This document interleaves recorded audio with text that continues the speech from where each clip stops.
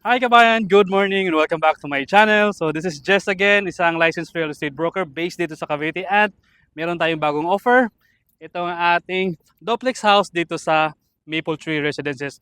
Located sa Barangay Mabolo, dito lang yan sa Naik, Cavite. Okay, so sa ating duplex house, meron itong 58.5 square meter na lot area. So mula dito, so meron kang maliit na space dito sa front for your little garden. Pero meron kang malaking space dito sa gilid.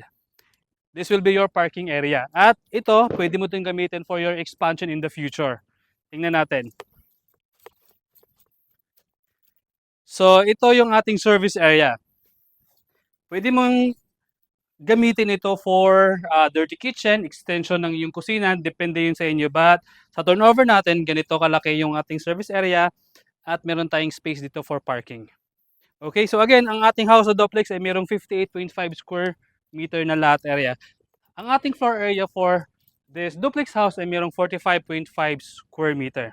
Alright, so welcome sa ating actual turnover ng ating duplex house dito sa Maple Tree Residences.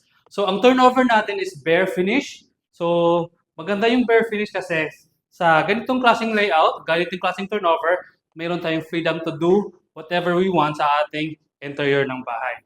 So this is our kitchen area, living area, and ang bahay na ito ay mayroong one toilet and bath. Ayan. So sa ating toilet and bath, naka-tiles naman siya half. And then meron siyang bowl, meron siyang sink. So lalagyan na lang siya ng shower. So ito yung ating lababo, no? Ito yung ating magiging kitchen area. Pero kung sakaling gusto mo ng mas malaking kusina, mas maluwag, as I've said, meron tayong service area na pwede natin i-convert ang ating kitchen ganito para mas magiging spacious at mas nakakagalaw tayo.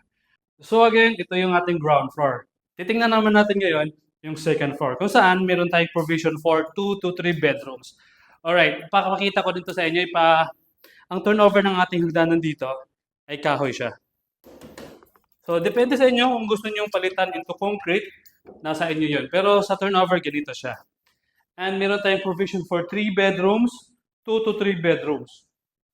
So open layout siya para magawa mo yung gusto mo sa bahay. Makakapag-decide ka kung 2 or 3 bedrooms ba. Magagawa mo yung gusto mong idea, gusto mong design, gusto mong layout. So this is the second floor. Yan. Maple Tree Residences, duplex house, 45.5 square meter floor area. Dito lang yan sa Barangay Mabolo, Naik, Cavite. Pero meron tayong dress up dito. Titignan din natin yung dress up. So ayan kabayan, ang ating duplex house na turnover dito sa Maple Tree Residences na merong floor area na 45.5 square meter and then lot area na 58.5 square meter. If ever ito yung magustuhan natin, pwede tayong mag-tripping para makita niyo yung actual location, ang ating actual model house. And the reservation fee for this house is only 7,500.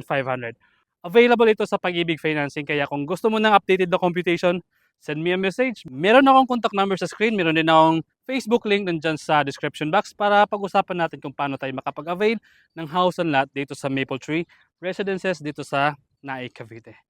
See you guys and have a great day. Goodbye!